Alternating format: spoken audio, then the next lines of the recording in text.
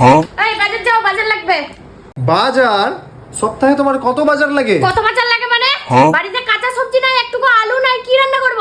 তোমাকে কালকেই না বাজার এনে দিলাম, আর গত হাটেই তো তোমাকে 5 কিলো আলু এনে দিয়েছি। তুমি কি করলে এত বাজার? এতটি আলু কি করলাম মানে? অর্ধেকটি আলু আমি বাপের বাড়িতে পাঠিয়ে দিয়েছি।